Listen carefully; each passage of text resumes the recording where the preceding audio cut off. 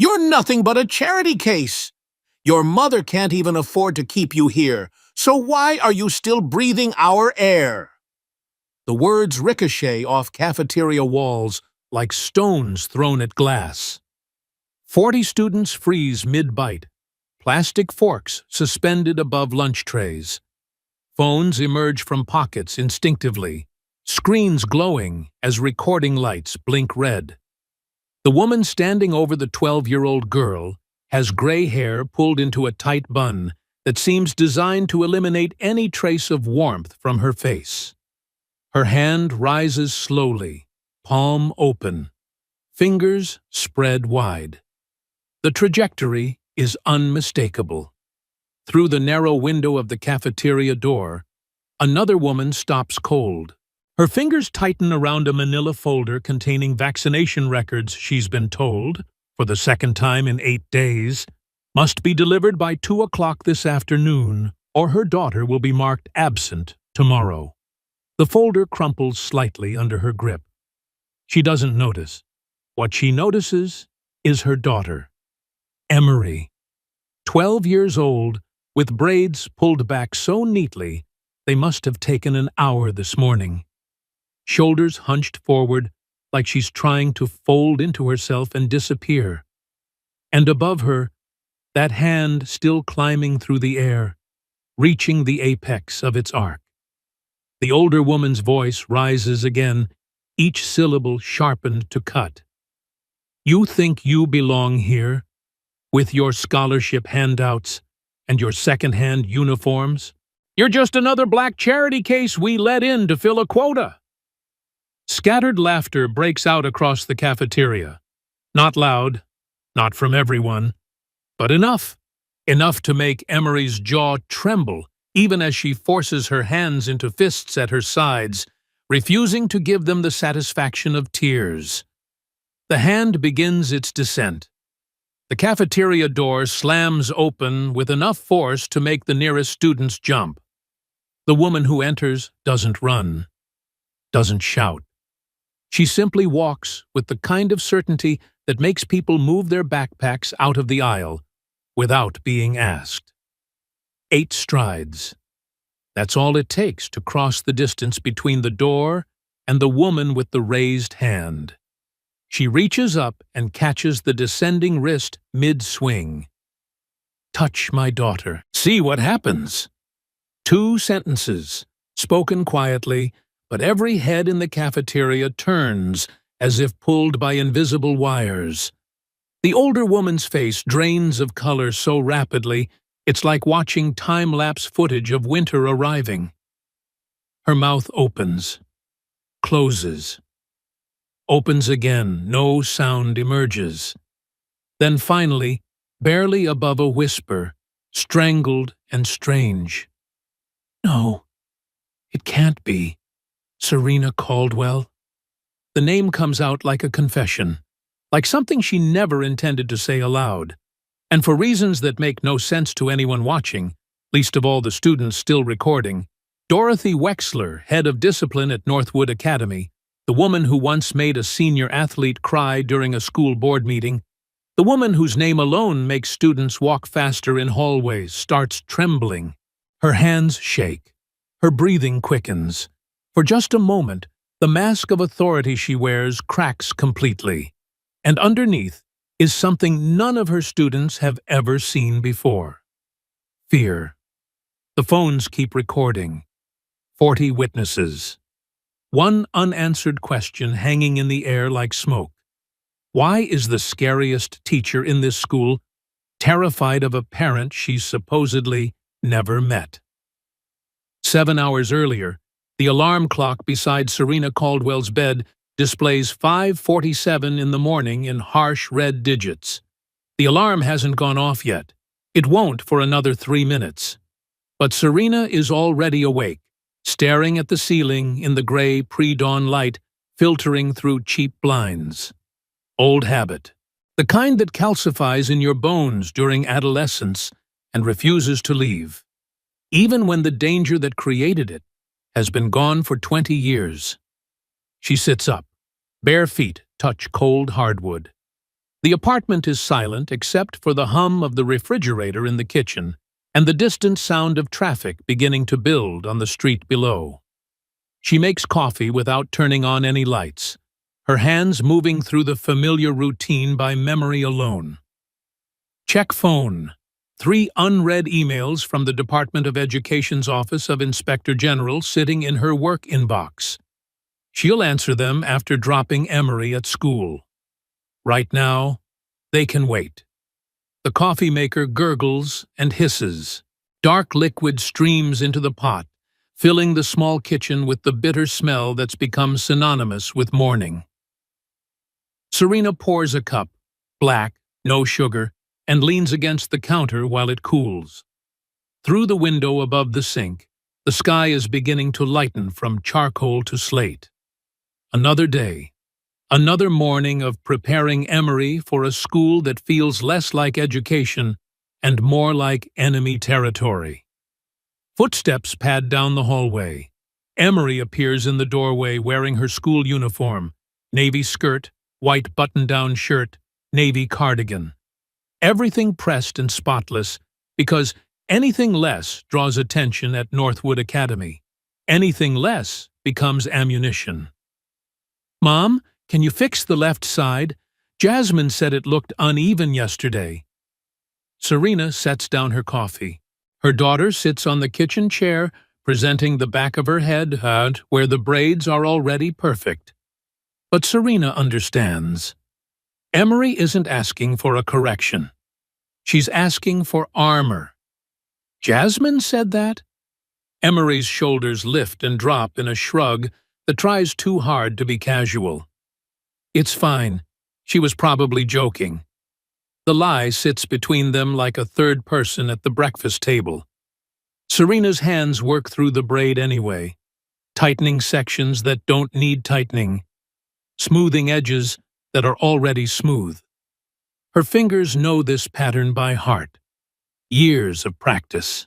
Years of preparing her daughter to walk into rooms where she'll never be quite welcome enough, never quite the right fit, never quite what they expected when they accepted her application and granted the full scholarship that made Northwood Academy financially possible.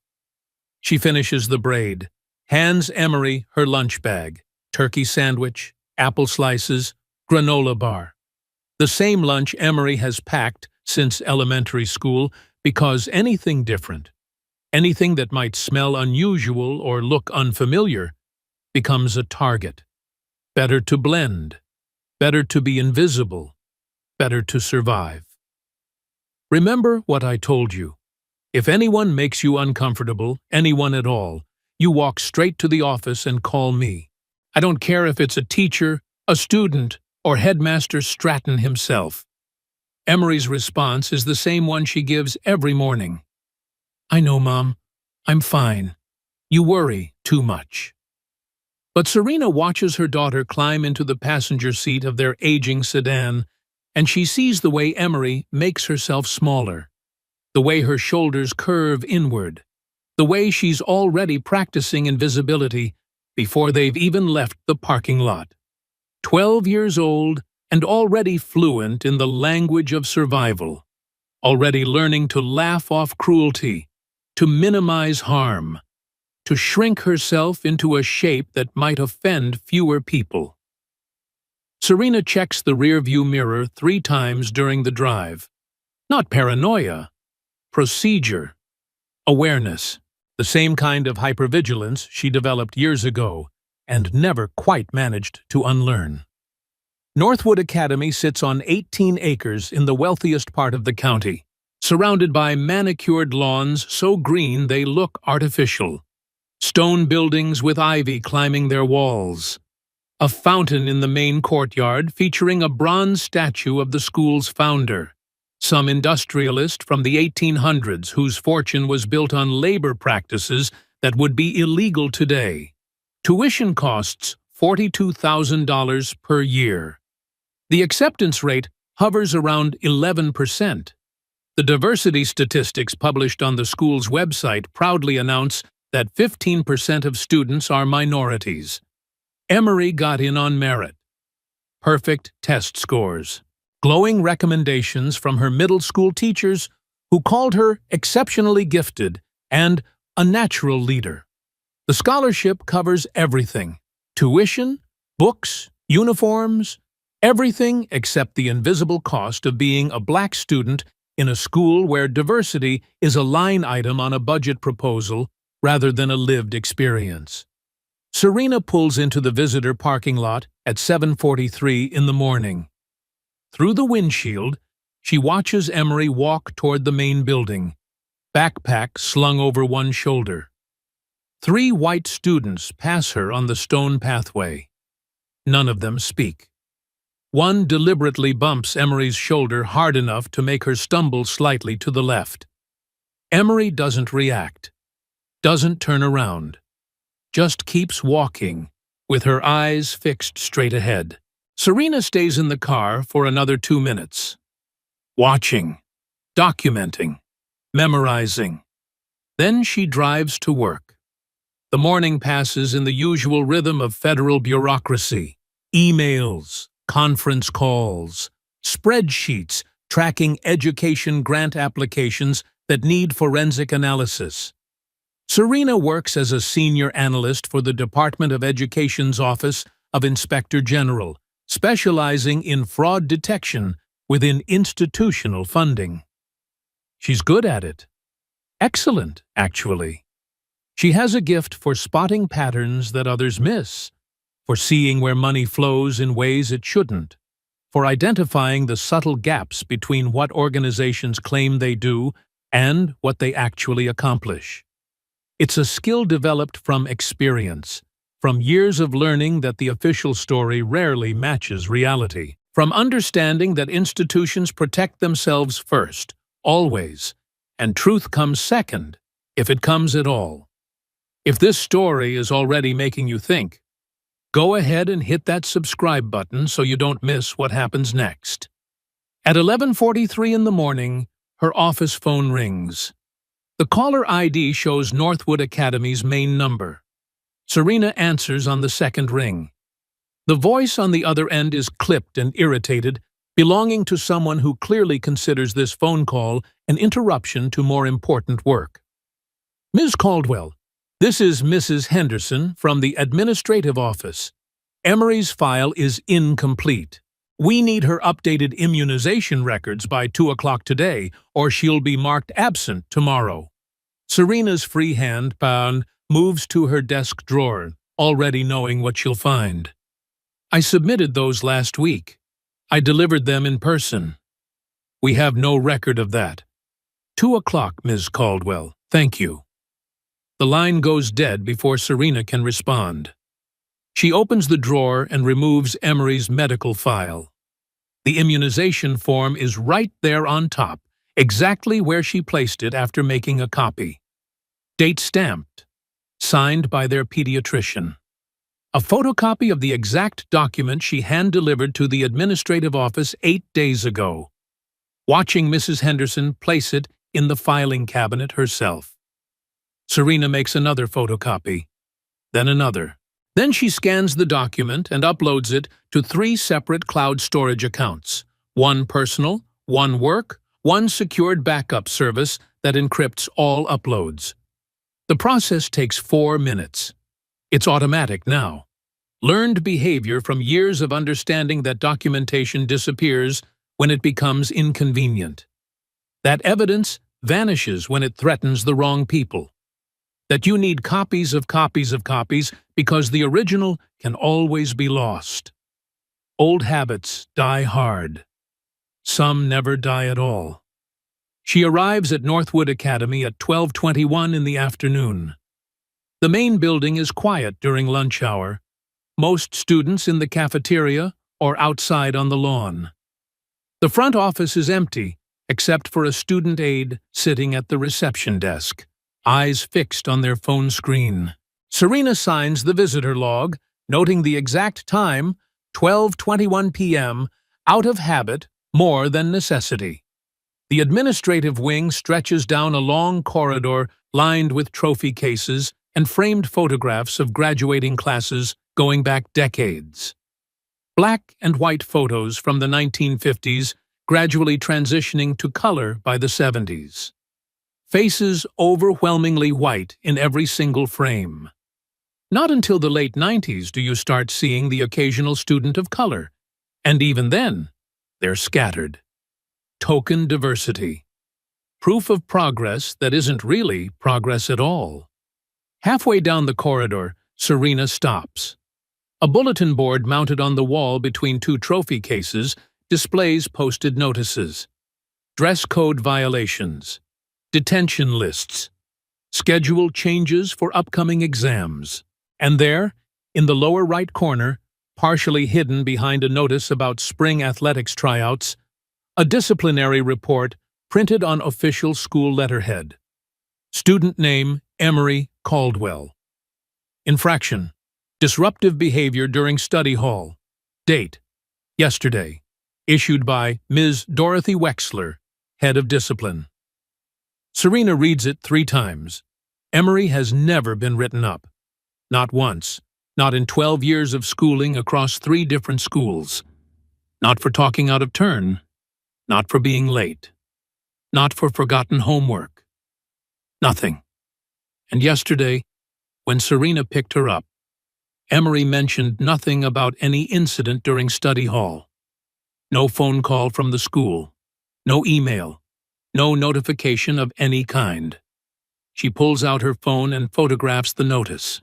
The timestamp in the corner of the photo reads 12:23 and 14 seconds. She makes a mental note to check later whether the school's security cameras in this hallway are operational, whether footage exists, whether there's any way to verify what actually happened during study hall yesterday, if anything happened at all. The administrative office is her destination. Drop off the immunization form. Ask about this mysterious disciplinary report. Get answers. That's the plan. But plans change when you hear your daughter's name being shouted in a tone that strips away pretense and reveals raw malice underneath. The sound comes from the cafeteria. Serena is still 15 feet from the administrative office door when the voice rises, sharp and vicious, cutting through the ambient noise of hundreds of students eating lunch. She can't make out the words yet. Just the tone. Just that unmistakable quality that every parent learns to recognize.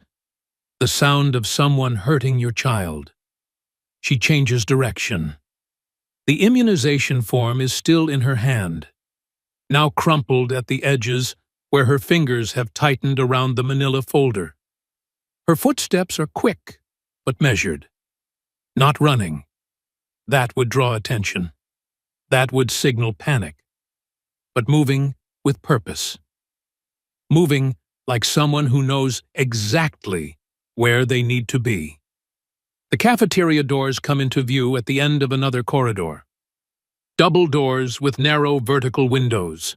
Through the window, Serena can see inside, can see the crowd of students at tables, can see the figure standing in the center of the room, can see Emery backed against a table, hands clenched into fists, chin trembling, but eyes dry because crying in public is surrender, and Emery has learned better than that.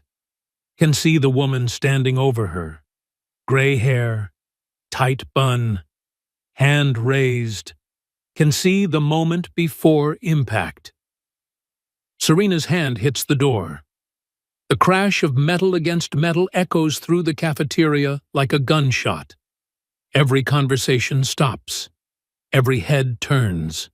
The woman with the raised hand freezes mid-motion, palms still open, fingers still spread, caught in the terrible moment between intention and action.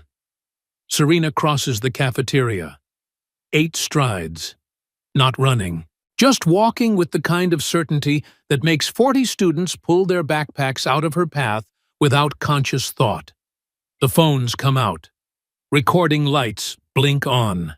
This moment is being captured from a dozen different angles in 1080p resolution, uploaded to cloud servers in real time, already beginning its journey toward viral immortality. She stops 6 inches from the older woman, reaches up, closes her hand around the descending wrist, and holds it suspended in midair. The words come out quietly, level, final. Touch my daughter, see what happens. The cafeteria holds its breath. 40 students, 8 lunch ladies behind the serving counter, 2 teachers who were walking past the entrance, all frozen, all watching. The older woman stares at Serena like she's seeing something impossible. A ghost made flesh, a nightmare given form. Her face drains of color so completely it takes on a grayish cast. Her mouth works silently, trying to form words that won't come. Finally, barely audible, strangled by shock. No, it can't be.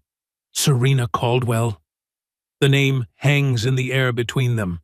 A confession, an accusation, an admission of recognition that makes no sense to anyone listening.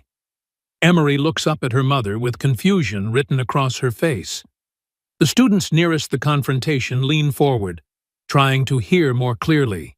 Someone's camera captures the exact moment when Dorothy Wexler, head of discipline, renowned throughout Northwood Academy for her iron control and merciless enforcement of rules, starts visibly trembling. Serena's voice remains steady, unchanged. Let go of my daughter, now. Dorothy Wexler yanks her hand back like she's been burned, stumbles 2 steps backward. Her shoulder blade hits the edge of a lunch table with enough force to rattle the trays on top. She doesn't seem to notice. Her eyes are locked on Serena's face with an expression that cycles rapidly through disbelief, fear, and something that might be recognition of a threat that only she can fully comprehend. You're not supposed to be here. The words come out broken, fragmented, like they're being dragged from somewhere deep and unwilling. But I am here, and you were about to hit my child. Were you not? She was being disrespectful. I didn't ask for your justification. I asked you to confirm what I saw. Did you raise your hand to strike my daughter? The cafeteria's silence has weight now. Physical pressure. Everyone waiting for the answer to a question that shouldn't need asking, because everyone saw what happened. Everyone knows, but saying it aloud would make it official, would make it documented, would transform it from an unpleasant moment that could be explained away into a formal incident requiring formal response. Dorothy Wexler's mouth opens and closes twice more before sound emerges. I don't have to explain myself to you. Florida Statute 1006.13. Battery on a school student, 3rd-degree felony, up to 5 years. The legal citation drops into the silence like a stone into still water. Ripples spread outward. Students exchange glances. Someone's straw makes a slurping sound as they suck ice from an empty cup, the noise absurdly loud in the quiet. How do I know the law? Is that what you were going to ask? Serena's tone never rises, never sharpens.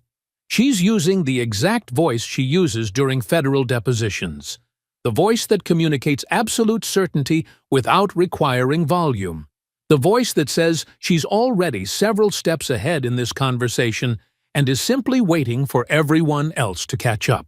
A student near the back whispers to their friend, voice carrying further than they probably intended. Who even is she?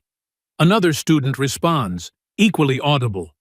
I don't know, but look at Wexler's face. She looks like she's seen a ghost. More like she's seen someone who knows where all the bodies are buried, a third student adds. The whispered commentary spreads through the cafeteria like fire through dry grass. Speculation building on speculation. The phones keep recording. This moment is already being replayed, analyzed, dissected. Screenshots are being captured. Clips are being edited. Within hours, this confrontation will have its own hashtag. But right now, in this moment, The only thing that matters is the look on Dorothy Wexler's face as she takes another step backward, putting more distance between herself and Serena, as if proximity itself is dangerous, as if being too close might trigger something she spent 20 years trying to avoid. Heavy footsteps approach from the administrative wing.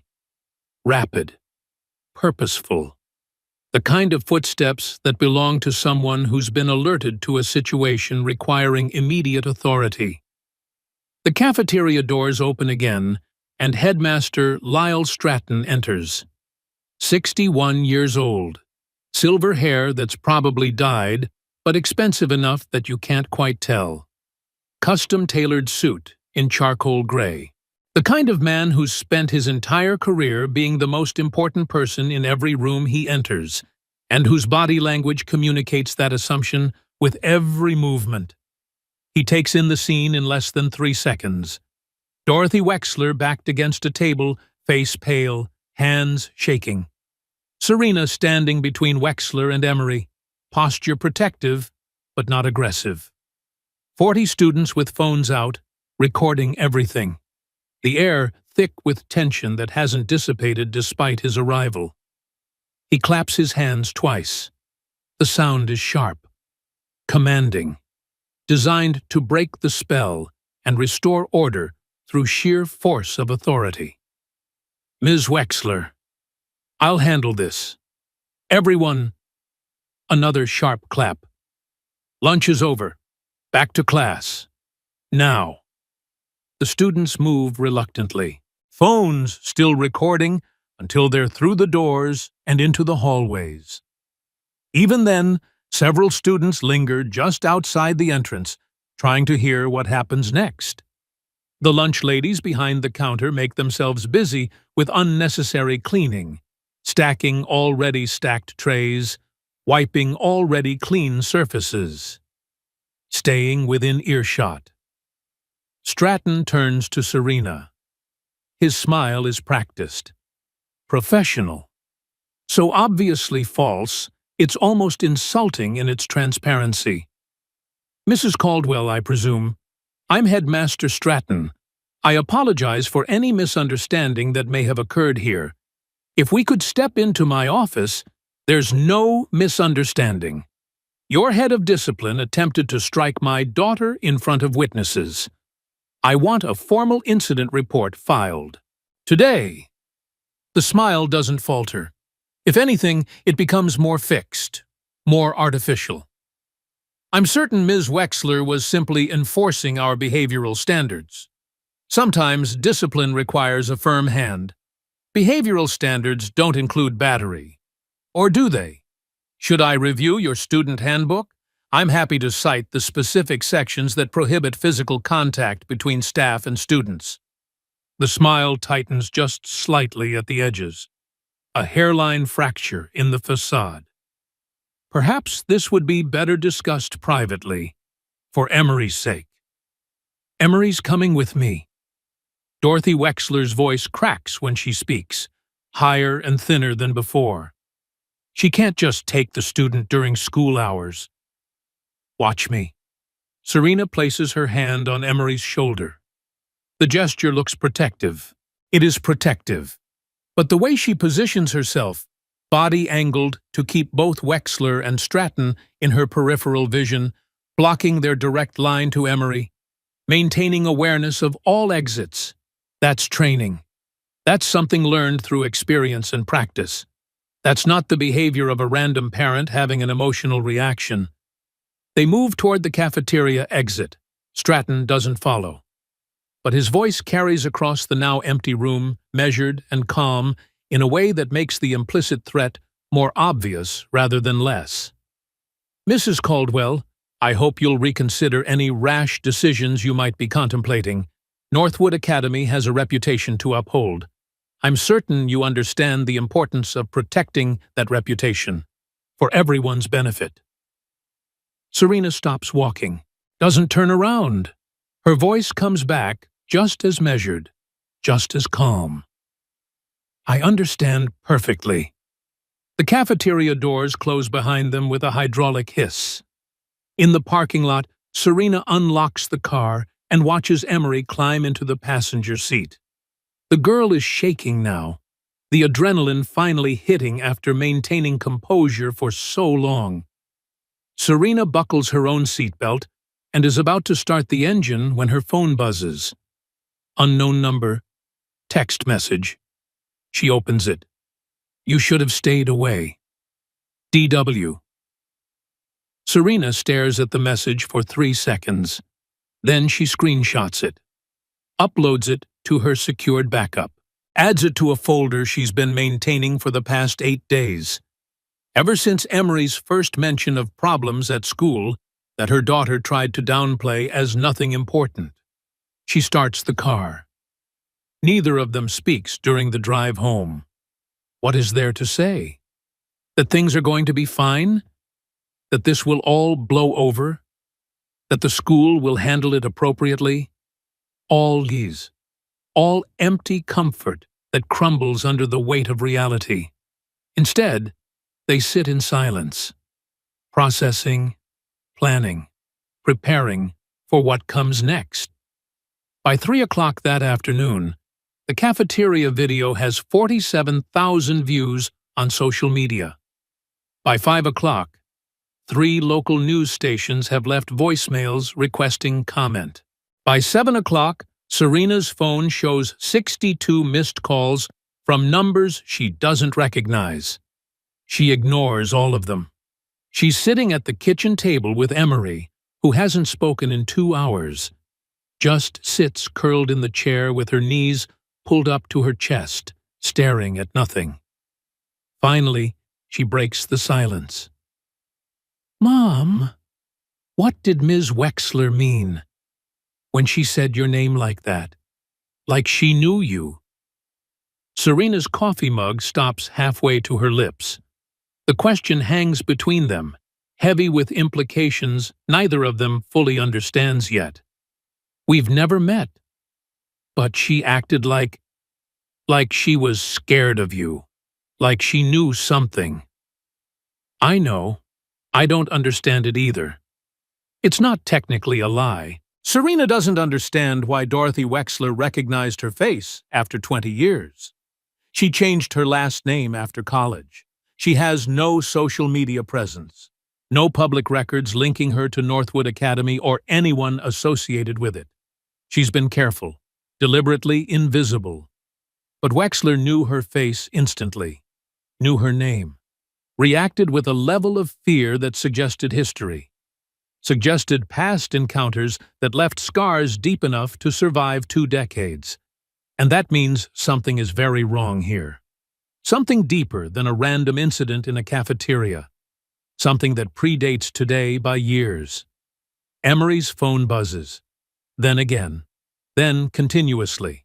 The vibration creating a steady rhythm against the kitchen table. She unlocks it reluctantly. The Northwood Parents and Students Group chat, usually dormant, except for occasional homework questions or reminders about school events, is exploding. Hundreds of messages flooding in faster than anyone could read them all. Did everyone see what happened in the cafeteria today? I heard the Caldwell girl attacked Ms. Wexler. My son was there. He said the mother was the aggressor. Emery scrolls. The messages keep coming. Each one worse than the last. Each one rewriting reality with such confidence that anyone who wasn't there might actually believe this alternate version of events. These scholarship students think they can do whatever they want. I'm drafting a letter to the board. This behavior is unacceptable.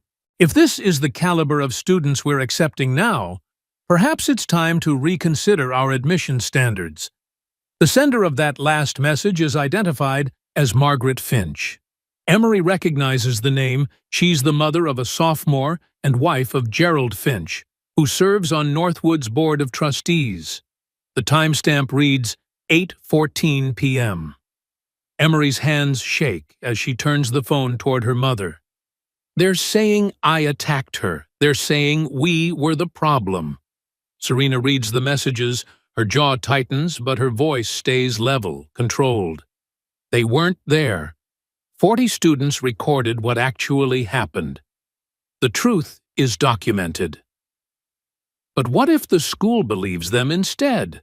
What if? Then we'll deal with it. The answer doesn't satisfy Emery. How could it? She's 12 years old and watching adults rewrite reality in real time, coordinating a narrative that makes her the villain in a story where she was the victim. Watching people who have never spoken to her declare with absolute certainty that she's violent, aggressive, dangerous. Watching her reputation, her entire future, being dismantled by strangers in a group chat while she sits helpless at her kitchen table. Serena doesn't tell her daughter that this is exactly what she expected, that this is how these situations always play out, that institutional power protects itself first, always, and truth becomes negotiable when it threatens the wrong people. She doesn't say any of that because Emery shouldn't have to learn these lessons at 12 years old. But she will, because reality doesn't care what lessons are age-appropriate. The next morning, Serena drops Emery at school despite every instinct screaming at her to keep her daughter home, to protect her, to shield her from what's coming. But pulling Emery out now would confirm the narrative that's being constructed, would mark her as a troublemaker whose behavior was so disruptive she had to be removed, would follow her forever as proof that she couldn't handle Northwood Academy's standards. So Emery goes back, walks through those doors with her head up and her shoulders straight, because surrendering to fear is not an option. Serena watches until her daughter disappears into the building. Then she drives to the county clerk's office. Public records are public for a reason. Property deeds, tax filings, incorporation documents for nonprofit organizations, financial disclosures required by law for institutions claiming tax-exempt status. All of it available to anyone who knows where to look and has the patience to read through pages of deliberately obscure language designed to hide information in plain sight. Serena has both the knowledge and the patience. She's spent the past 15 years of her career tracking money through institutions that claim public benefit while serving private interests. She knows how to read financial statements that are technically accurate while being functionally deceptive. She knows where to look for discrepancies. She knows what questions to ask. She spends 3 hours cross-referencing names, building connections, following paper trails that wind through shell corporations and charitable foundations and board appointments that create networks of mutual obligation.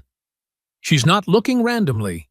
She's following a pattern, the same methodology she uses when investigating fraudulent education grant applications.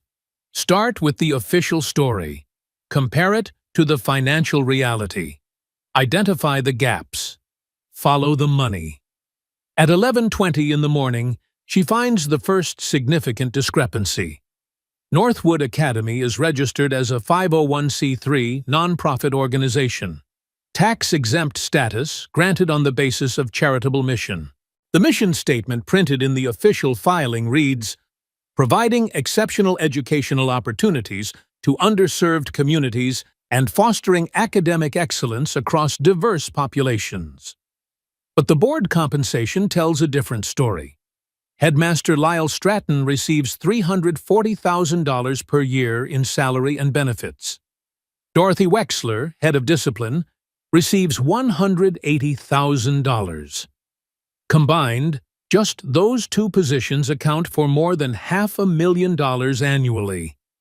The school's most recent tax filing claims only 8% of operating budget goes toward administration.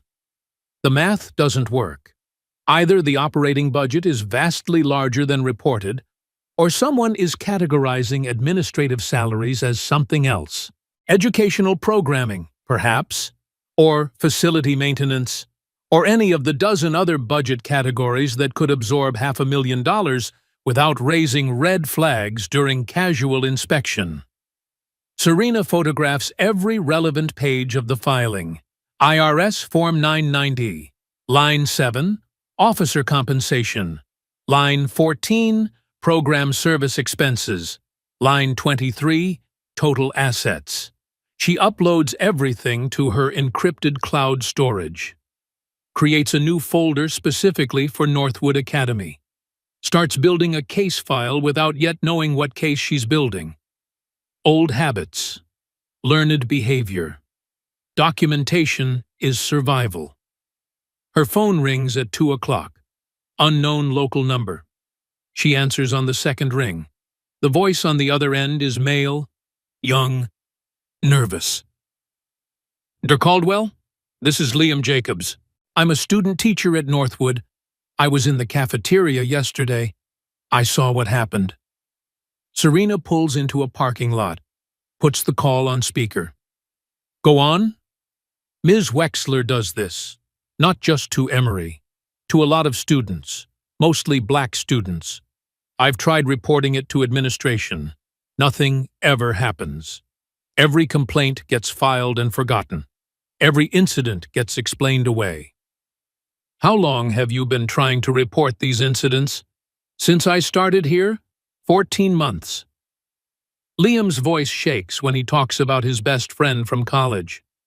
A black student who attended Northwood on scholarship, who left after 3 months because of Wexler's constant harassment, who refused to come back even when offered guaranteed admission to any school in the district as compensation for withdrawing quietly without filing formal complaints.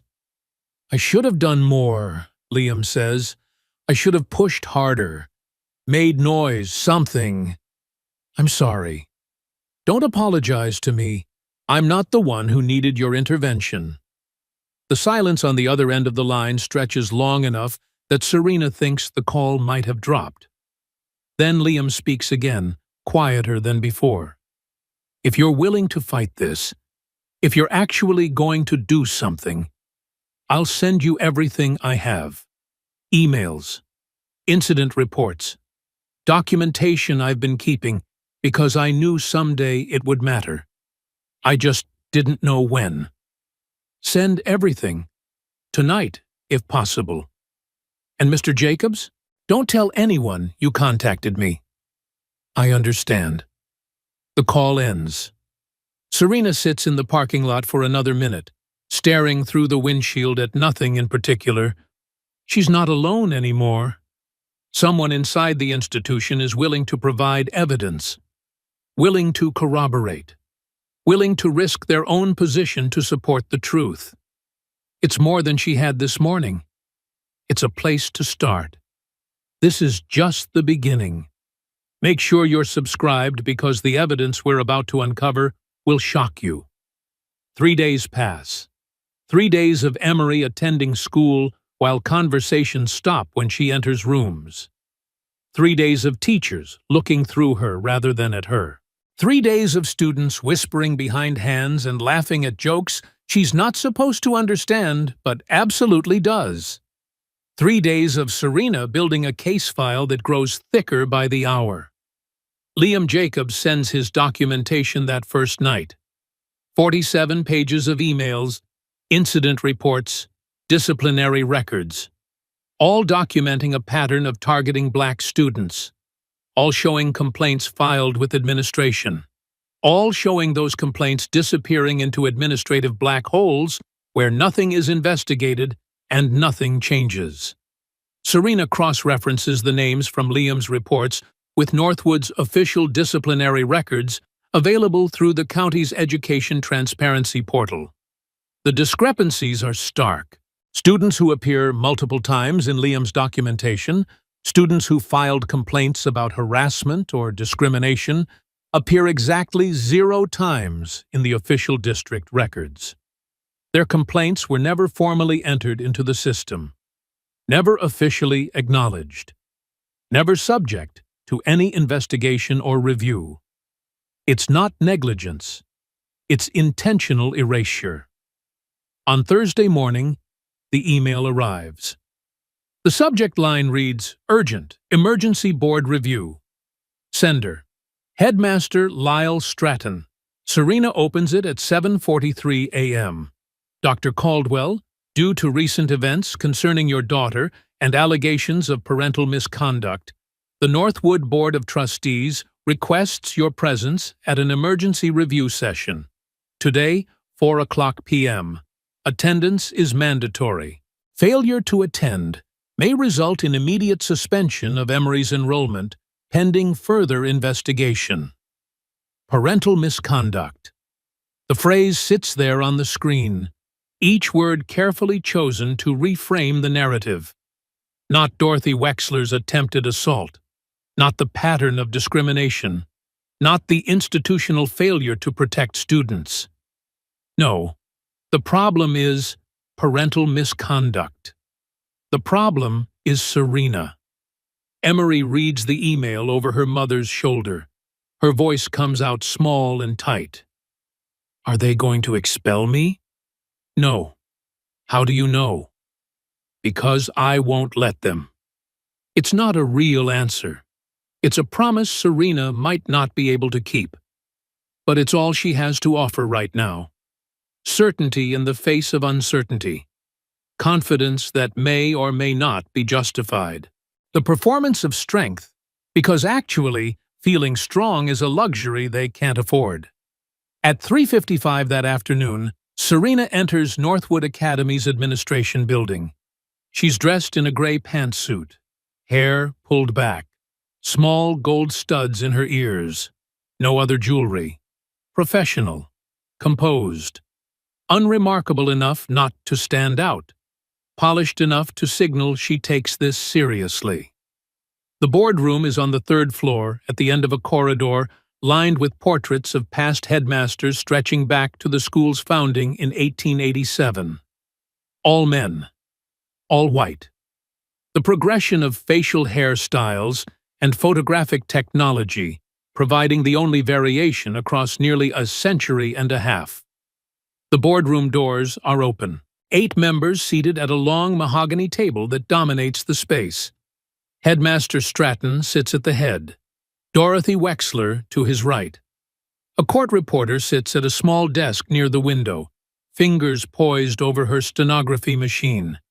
And mounted on the wall opposite the window, a large television screen currently displaying a blank blue screen with the school's crest in the corner. This isn't a meeting. It's a deposition. Stratton gestures to the empty chair positioned to face the entire board. Dr. Caldwell, thank you for attending. Please have a seat. Serena sits, notes the camera mounted in the corner, the microphone on the table in front of her chair, the way every board member has a folder open in front of them, presumably containing whatever evidence or documentation they plan to reference. The way this entire setup is designed to intimidate, to make the person in that chair feel small and powerless and wrong. She's seen this script before. She knows her part. Stratton laces his fingers together on top of his folder. His smile is the same professionally false expression he wore in the cafeteria 3 days ago. We'll make this as brief as possible. Concerns have been raised about your conduct on campus Monday afternoon. Specifically, threats made toward Ms. Wexler in the presence of students. Threatening a staff member is a serious violation of our campus safety policies. I made no threats. We have video evidence that suggests otherwise. Stratton presses a button on a remote. The television screen flickers to life. It's cafeteria footage. But the editing is immediately obvious to anyone who knows what to look for. Cuts every 4 seconds. Audio distorted and compressed. The video shows Serena grabbing Wexler's wrist, then jumps to Serena's face, frozen mid-sentence, with her mouth open in what could be interpreted as shouting. Then cuts to Dorothy Wexler stumbling backward. Then cuts again to Emory standing nearby, looking frightened. The timestamp has been removed. The audio has been manipulated to emphasize certain sounds while suppressing others. The sequence of events has been rearranged to create a narrative that only loosely resembles reality. It's not bad editing, exactly. It's skilled editing. The kind that could convince someone who wasn't there that they're seeing a complete and accurate representation of what happened. The kind that takes advantage of most people's limited media literacy to sell a version of truth that serves institutional interests. The video ends. Silence fills the boardroom. Every board member looks at Serena, waiting for her response. Waiting for her to deny what they've just shown her. Waiting for her to become emotional, defensive, angry. Anything that would confirm the narrative they've constructed. Serena leans back in her chair, crosses her legs, takes her time before speaking. That footage has been altered. A board member 3 seats down from Stratton, nameplate reading Gerald Finch, presumably the husband whose wife has been coordinating the parent group chat campaign, leans forward.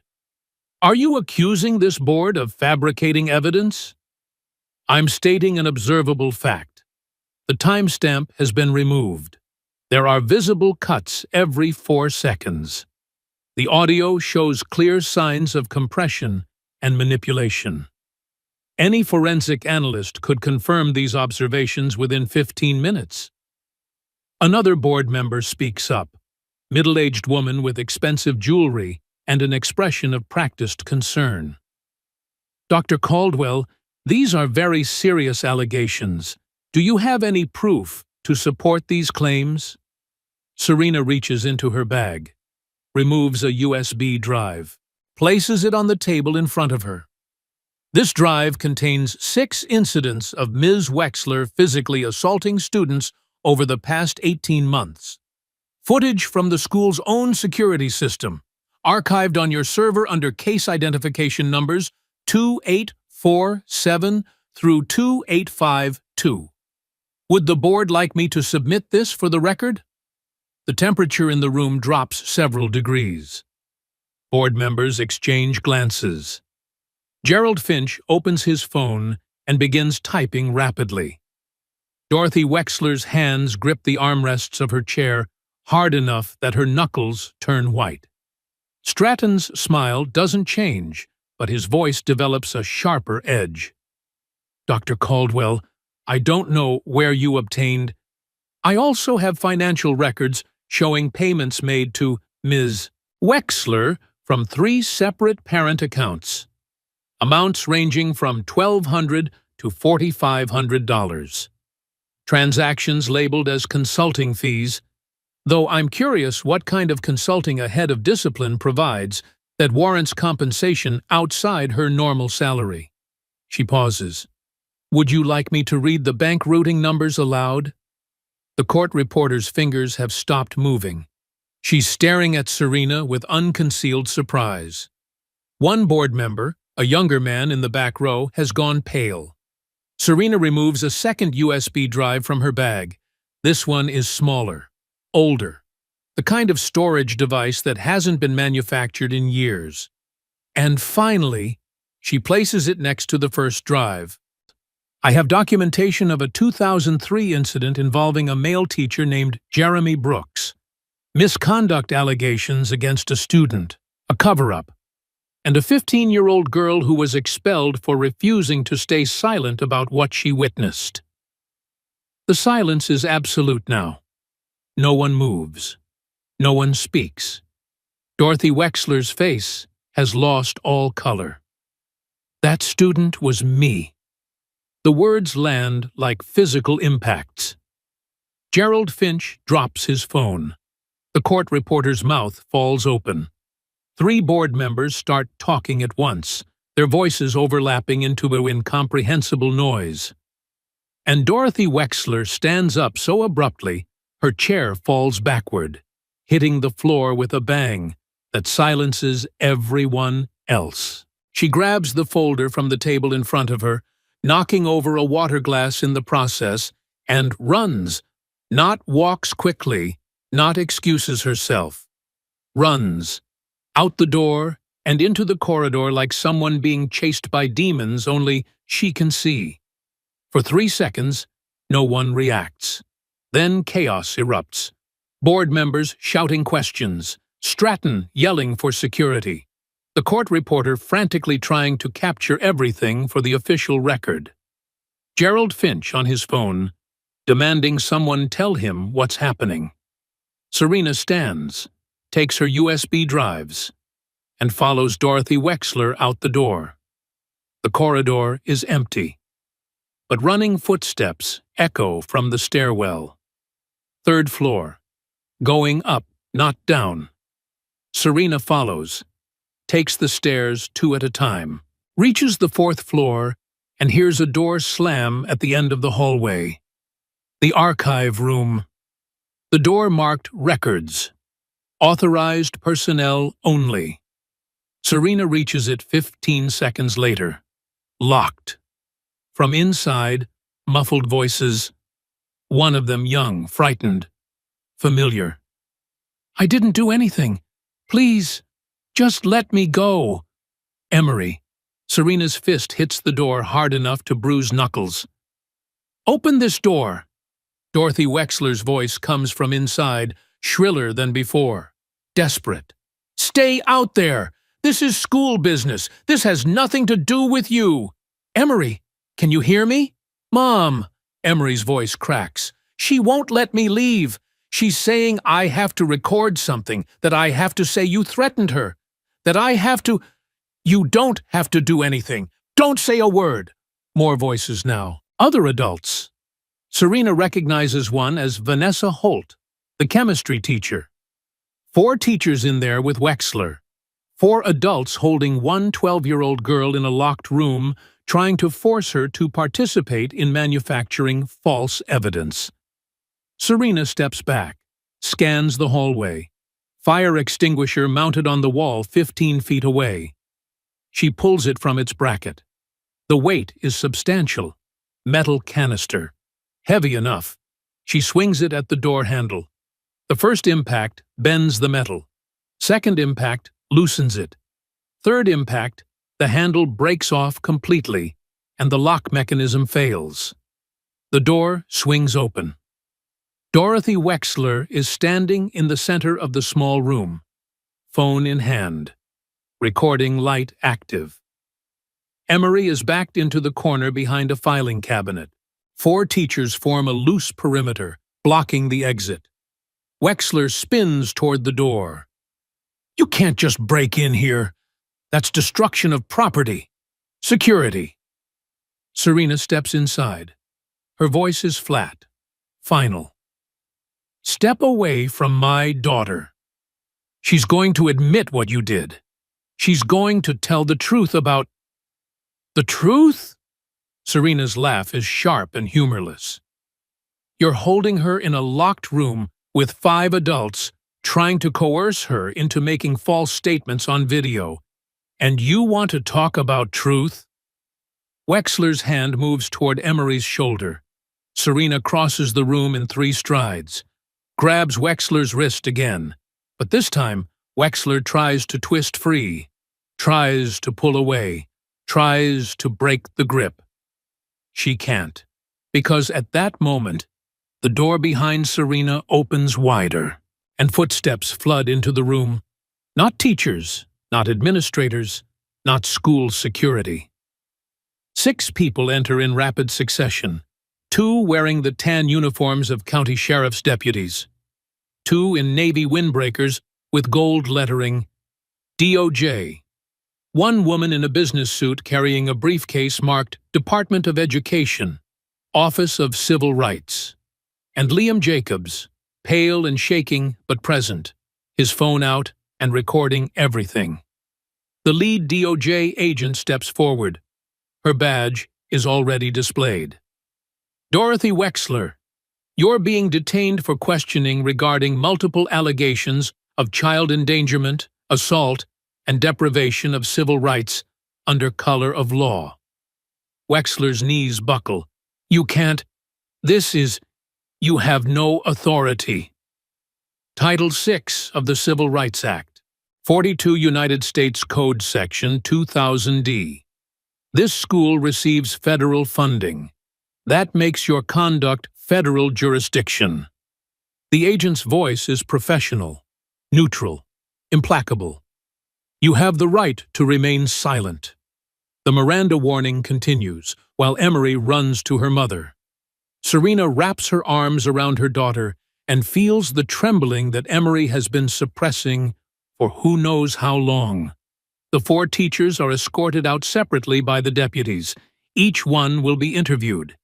Each one will have to decide whether to lie or cooperate, whether to protect Dorothy Wexler or protect themselves. Liam Jacobs catches Serena's eye, nods once. No words necessary. He made the call, provided the location, brought federal attention to what was happening in real time, chose truth over institutional loyalty. Serena mouths 2 words. Thank you. He nods again, then follows the agents out, still recording, documenting everything for whatever investigations follow. In the hallway outside the archive room, Headmaster Stratton is having a very different conversation with the second DOJ agent. His voice has lost its authoritative tone. Now he just sounds tired. This is a private institution. You can't just... Sir, I'm going to need you to stop talking and accompany me to the administrative office. We have questions about your role in covering up multiple incidents spanning 2 decades. I want my attorney. That's your right. You'll have opportunity to arrange that shortly. They disappear around the corner. More footsteps. More voices. The building is filling with law enforcement and federal investigators. This isn't just about Dorothy Wexler anymore. This isn't just about one incident in a cafeteria or one girl locked in a room. This is about a pattern 20 years in the making. About systematic abuse protected by institutional power. About students who were targeted.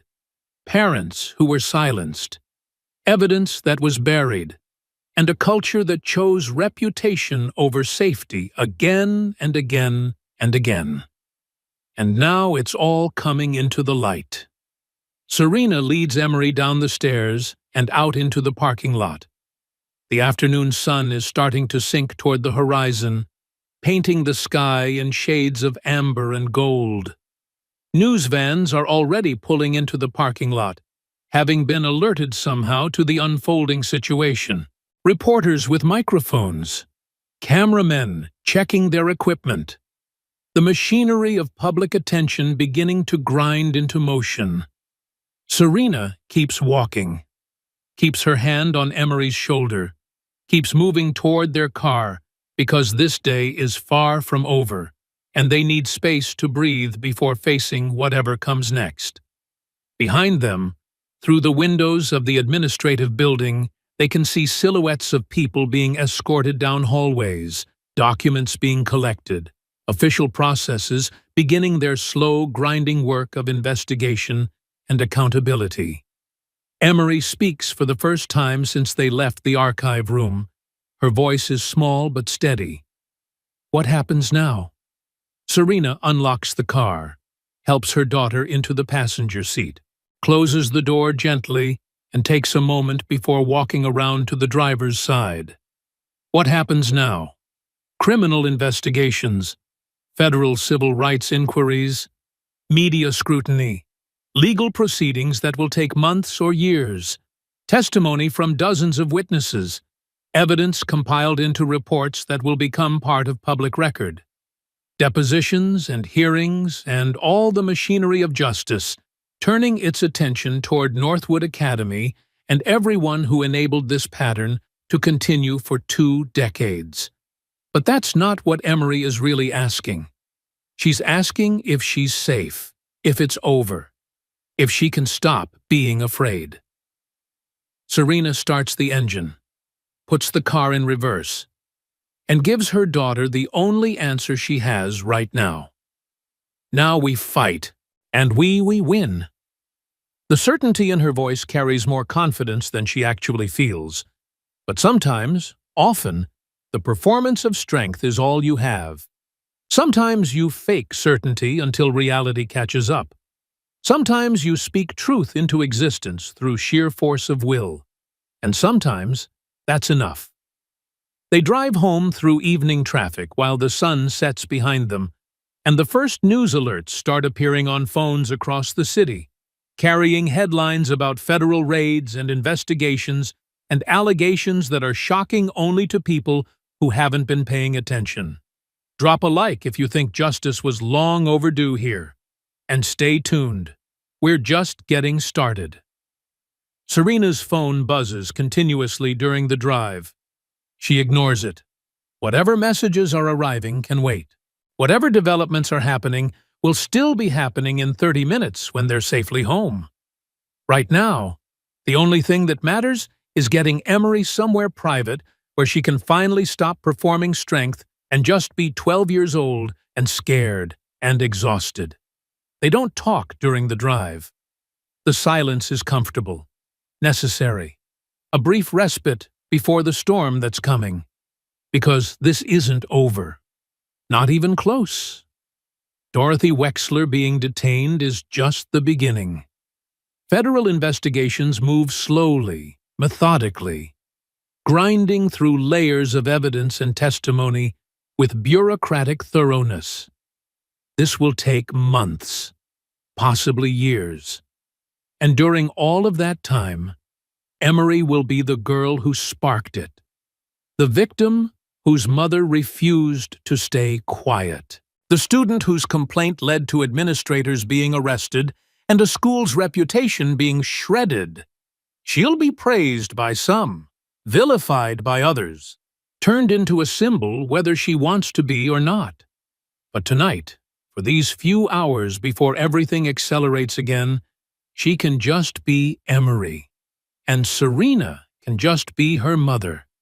And they can sit together in their small apartment and breathe. They order takeout, Chinese food from the place 3 blocks away that always includes extra fortune cookies. They eat mostly in silence while the television plays quietly in the background. A sitcom neither of them is actually watching, just background noise to fill the space. Emery opens her fortune cookie, reads the slip of paper inside, laughs once, short and sharp. "What does it say?" Serena asks. Emery holds it up. The path to truth begins with a single step. They both stare at it for a moment. Then Emery crumples it and tosses it toward the trash can. Misses. Neither of them gets up to retrieve it. Later, after dishes are washed and Emery has finally gone to bed, Serena sits alone in the living room with her laptop open. The news coverage is extensive. Every major local station and several national outlets have picked up the story. The headline variations all hit similar notes. Federal investigation at elite private school. Allegations of systematic abuse, spanning 2 decades. Education officials detained. And underneath those headlines, in the body of articles still being written and updated in real time, Serena's name, Emery's name, Emery's, details about the cafeteria confrontation, speculation about what evidence was provided to trigger federal intervention. Their privacy is gone. Their lives are now public property, subject to analysis and judgment by millions of strangers who will form opinions based on incomplete information and personal bias. Serena closes the laptop, opens her email instead. The message she's been waiting for arrived 37 minutes ago. Sender: Assistant Director Torres, Department of Justice Civil Rights Division. She opens it. Dr. Caldwell, thank you for your cooperation this afternoon. As discussed, we'll need you and Emery to provide formal statements within the next 48 hours. An agent will contact you tomorrow to schedule interviews. I want you to know that the evidence you provided, both the archived security footage and the financial records, has been instrumental in establishing probable cause for this investigation. We've initiated parallel inquiries into 3 other schools in the district with similar patterns. This is just the beginning. I hope you're prepared for what comes next. Torres. 3 other schools. Similar patterns. The problem isn't confined to Northwood Academy. It's systematic, endemic, protected by networks of mutual interest that span multiple institutions. Serena forwards the email to her secure backup, creates a new folder, labels it Northwood Investigation, Active, starts organizing the documentation she's collected over the past week. Tomorrow will bring new challenges. Interviews with federal agents, media attention, possibly threats from people who have a lot to lose if this investigation proceeds. But tonight, she can prepare, can organize, can ensure that every piece of evidence is documented and preserved. Because Dorothy Wexler being detained is just the first domino. Behind her are others who enabled this pattern, who benefited from it, who participated in maintaining the silence that allowed abuse to continue unchecked. And they're all going to fall. One by one. Serena works until 2 in the morning, building files and cross-referencing documents. When she finally closes the laptop and prepares for bed, exhaustion pulls at her bones with enough weight to make standing feel difficult. But underneath the exhaustion, something else burns. Not quite satisfaction. Not yet. That will come later, when the investigation concludes and consequences are delivered and systematic change begins. What burns now is grimmer, colder. It's the knowledge that this fight was always coming, that the confrontation in the cafeteria wasn't a beginning so much as an acceleration, that 20 years ago a 15-year-old girl was broken by this same system, and only pure luck and stubborn survival instinct kept her alive long enough to become the woman who would eventually dismantle it. Dorothy Wexler recognized her face because some cruelties leave marks that never fade.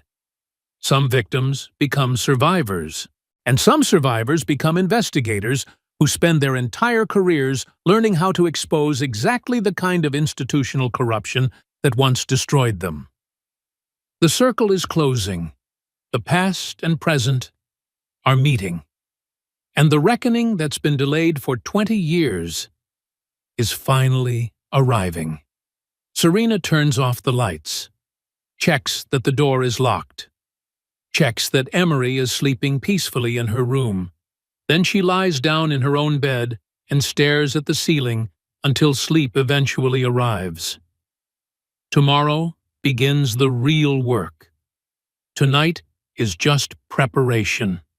The war isn't over. It's barely begun. But for the first time in longer than she can remember, Serena Caldwell feels something she hasn't allowed herself to feel in years. Hope that this time, the truth might actually matter.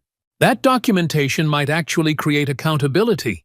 That systematic abuse might actually face systematic consequences. It's a fragile hope, easily broken. But it's there, and tomorrow she'll fight to keep it alive. The morning arrives with gray light and the persistent buzz of Serena's phone vibrating against the nightstand. 6:32 a.m. She's been awake since 5, but hasn't moved yet, lying still and listening to the sound of her daughter breathing in the next room. Evidence that Emery survived yesterday. Evidence that they both did. The phone screen shows 23 missed calls, 14 voicemails, 68 text messages from numbers she doesn't recognize.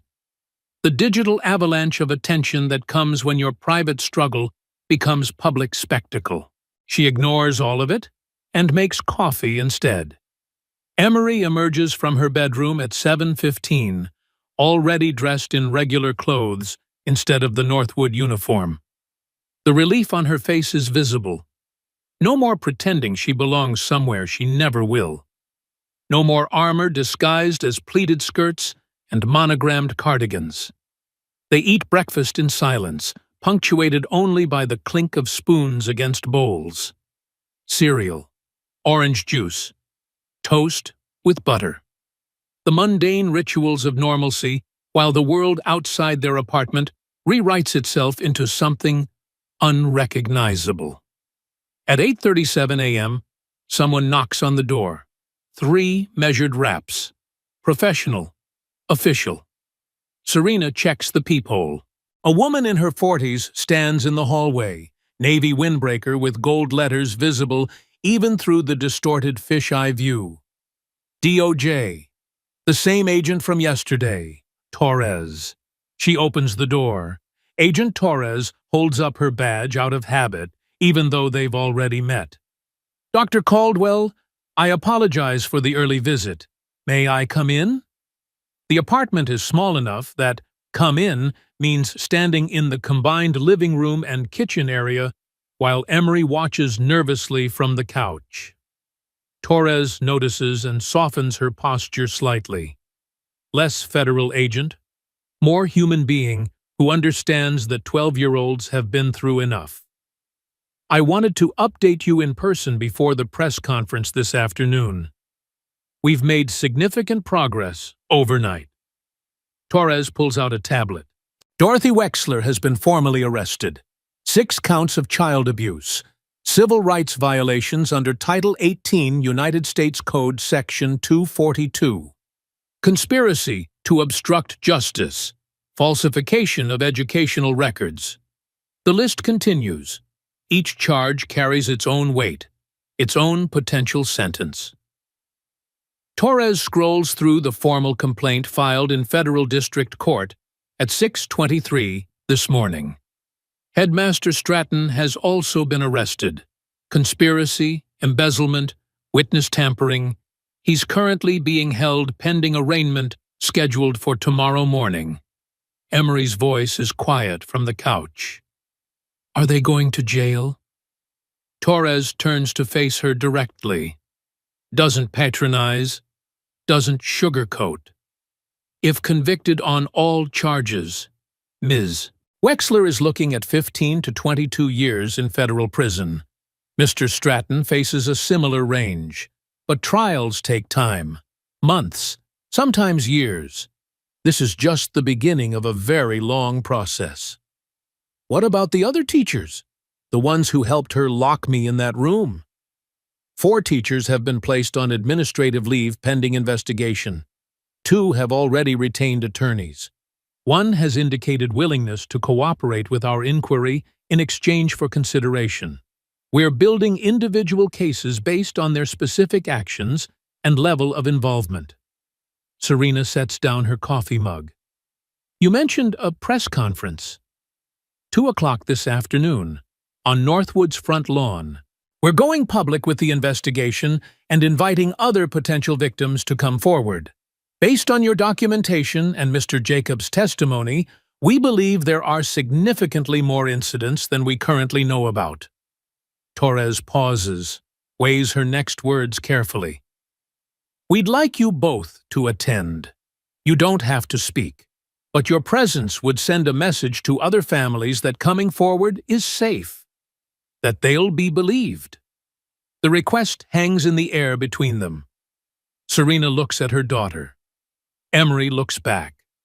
An entire conversation happens in silence. The weight of public exposure. The cost of being the face of a federal investigation. The reality that their names are already out there, already attached to this story. Already being discussed by strangers who will form opinions without knowing any of them personally.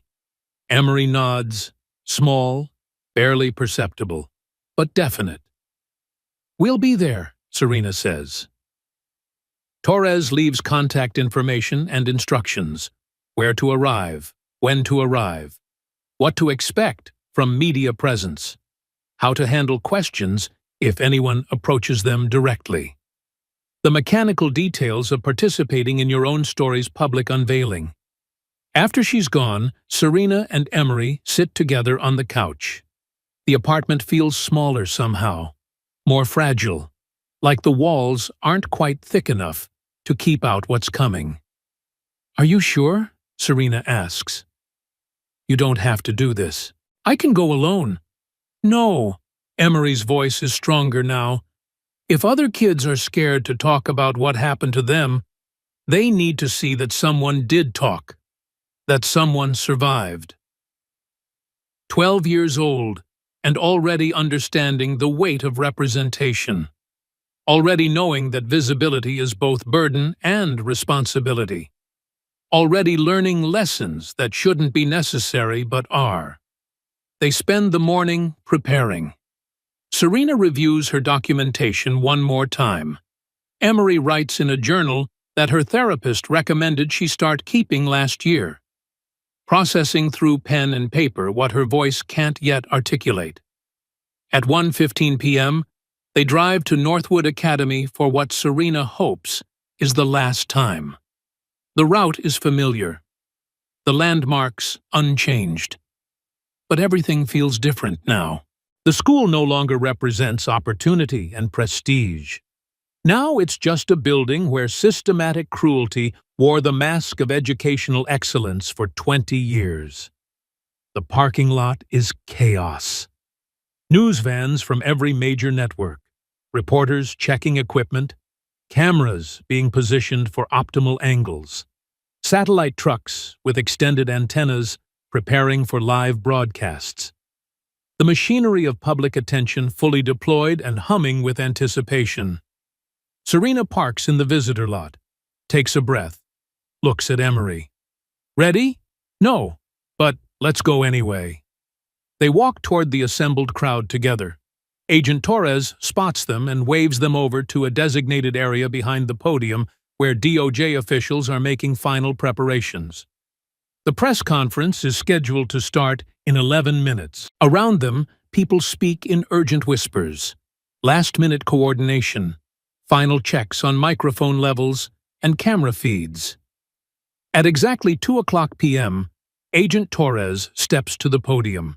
The crowd quiets immediately. Cameras go live. Recording lights blink red across dozens of devices. Her voice carries clearly across the lawn, amplified by speakers positioned throughout the crowd. Professional, authoritative, conveying the weight of federal power backing every word. "Good afternoon. I'm Assistant Director Elena Torres with the Department of Justice Civil Rights Division. I'm here to provide information about an ongoing investigation into systematic civil rights violations, child endangerment, and institutional corruption at Northwood Academy." Behind her, a large screen mounted on a portable frame flickers to life. The DOJ seal appears, followed by a timeline stretching across 2 decades. "Our investigation has uncovered a pattern of abuse and discrimination spanning from 1998 to the present day. 17 students have been identified as direct targets of harassment and physical abuse. 6 families filed formal complaints that were deliberately buried by school administration. Multiple incidents of assault were documented on the school's own security system, but never investigated." The timeline fills with dates and brief descriptions, each entry representing a student whose complaint disappeared, a family pressured into silence, an incident that should have triggered immediate investigation, but instead got filed under miscellaneous and forgotten. Torres continues, "The evidence demonstrates intentional targeting of Black and Hispanic students through discriminatory discipline policies. Financial records show payments made to school officials in exchange for grade manipulation and favorable treatment for children of wealthy donors. And we have documented proof of a systematic cover-up extending to the highest levels of school administration. If you believe in accountability, hit that like button right now. This story needs to be heard." The screen changes. Video footage begins to play. The first clip shows Dorothy Wexler grabbing a 14-year-old boy by his collar and slamming him against a locker. The date stamp reads March 17, 2021. The footage is silent, but the violence is clear. The boy's fear is clear. The abuse is undeniable. Second clip, November 9, 2022. A 13-year-old girl being slapped across the face during detention. The sound of the impact carries through the speakers. Several people in the audience gasp. Cameras zoom in, capturing reactions. Third clip, February 24, 2023. Dorothy Wexler screaming at a student until the child breaks down sobbing. The verbal assault continues for 3 minutes and 47 seconds, while 2 other teachers watch and do nothing. Fourth clip. The cafeteria. 4 days ago. Wexler's hand raised above Emery. Serena's intervention. The moment that finally broke the silence. Torres lets the final clip play without commentary. When it ends, she speaks into a silence so complete you can hear traffic on the road half a mile away. Each piece of footage includes metadata showing date, time, camera identification, and archive retrieval information. This evidence was never deleted. It was hidden in a subfolder on the school's server labeled Miscellaneous Old Recordings, deliberately obscured but never destroyed. She holds up a document.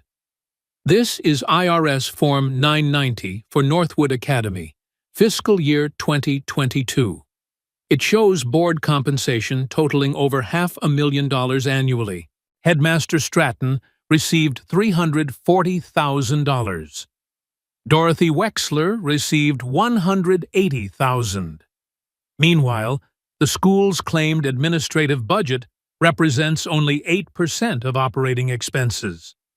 More documents appear on the screen: bank records, email chains, financial transactions showing payments from parent accounts to Wexler's personal account, labeled as consulting fees, but occurring immediately after grade disputes were resolved in favor of the paying families. The scope of corruption extends beyond individual misconduct. This was institutional, protected, enabled by a network of complicity that prioritized reputation over student safety. Torres pauses, takes a breath. When she continues, her voice carries even more weight. This morning, Dorothy Wexler was arrested and charged with 6 felony counts of child abuse, civil rights violations under Title 18 United States Code Section 242, conspiracy to obstruct justice, and falsification of educational records. Headmaster Lyle Stratton was arrested and charged with conspiracy, embezzlement, and witness tampering. 4 additional teachers are currently under investigation for their role in attempting to coerce a minor into making false statements. Camera flashes explode across the crowd. Reporters shout questions. Torres raises her hand for quiet. We are actively investigating 3 other schools in this district with similar patterns. If your child has experienced discrimination, harassment, or abuse at any educational institution receiving federal funding, we want to hear from you. A hotline has been established. The number will be displayed at the end of this conference. She steps back from the podium. The screen changes to show contact information. Hotline number, email address, website for submitting documentation. The machinery of federal investigation opening its doors to anyone brave enough to walk through. A reporter near the front raises her hand. Torres nods acknowledgement. Director Torres, what specific evidence led to this morning's arrests? I'm limited in what I can disclose about ongoing criminal proceedings. However, I can confirm that we have security footage, financial records, witness testimony, and documentation spanning 2 decades. The case is substantial. Another reporter. Are you expecting more arrests? I can't speculate about future charges. Our investigation is active and ongoing. What about civil liability? Will families be able to sue? Civil proceedings are separate from our criminal investigation. However, the evidence we're gathering will be available to support any civil actions families choose to pursue. The questions continue. Torres fields each one with practiced precision, providing enough information to satisfy public interest while protecting the integrity of ongoing investigation, walking the line between transparency and operational security. Serena watches from behind the podium, watches reporters taking notes, watches cameras recording every word, watches the story she lived privately for 20 years become public property. The violation is strange, necessary but uncomfortable, like undressing in front of strangers because the alternative is letting the infection spread unchecked. Emery stands beside her mother, silent but present. Several cameras have found them, zoomed in, captured their faces for broadcast to millions of strangers who will form opinions and make judgments and decide whether they're heroes or troublemakers or something in between. When the press conference finally ends 43 minutes later, Torres returns to where they're standing. Thank you for being here. Your presence mattered. What happens now? Serena asks. Now we follow the evidence. We interview witnesses. We build prosecutable cases. And we prepare for the reality that some people with significant resources will fight very hard to discredit this investigation. They'll come after us. Yes, Torres doesn't sugarcoat it. They'll attack your credibility. They'll dig into your background, looking for anything that could be used to impeach your character. They'll try to make this about you instead of about institutional failure. That's standard defense strategy in cases like this. Emery's voice is small. Will it work? Torres crouches slightly to be at eye level with the girl. It won't work because we have evidence that doesn't depend on anyone's testimony. We have video. We have financial records. We have documentation that speaks for itself. Your courage in coming forward opened the door, but the evidence is what will secure convictions. The reassurance helps, slightly, enough to let them breathe a little easier as they walk back to their car through a gauntlet of cameras and shouted questions. One reporter breaks through the perimeter, microphone extended. Dr. Caldwell, can you comment on what your daughter experienced? Serena keeps walking. Emery keeps pace beside her. They've said what needed saying by showing up. The rest can speak for itself. The drive home is quiet, exhausting in a way that has nothing to do with physical exertion. The emotional taxation of being witnessed, of having your trauma become news, of knowing that somewhere people are watching footage of your daughter being threatened and discussing it over dinner like it's entertainment rather than evidence of systematic failure. That night, Serena's phone buzzes with a text from Liam Jacobs. Just a link to a news article. The headline reads, 43 students come forward after federal press conference. Below the headline, the article details an avalanche of new complaints filed within 6 hours of Torres's public statement. Students who had stayed silent for years suddenly finding the courage to speak. Parents who had been intimidated into NDAs now seeking legal advice about whether they can break those agreements to cooperate with federal investigators. The dam has broken. The silence has shattered. And the true scope of what happened at Northwood Academy is beginning to emerge from shadows where it's been hiding for 20 years. Serena falls asleep that night to the sound of her phone buzzing continuously with news alerts, updates pouring in every few minutes. More statements from the DOJ. Responses from Northwood's board announcing emergency meetings. Parents organizing support groups. The machinery of response and reaction Building momentum. 3 months pass in a blur of depositions and interviews and bureaucratic procedure.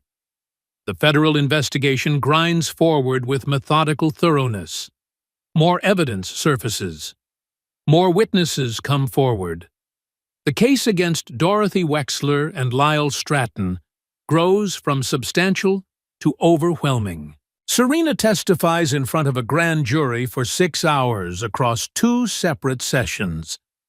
Emery provides her statement to a specialized child forensic interviewer trained in trauma-informed questioning. 43 other students give testimony.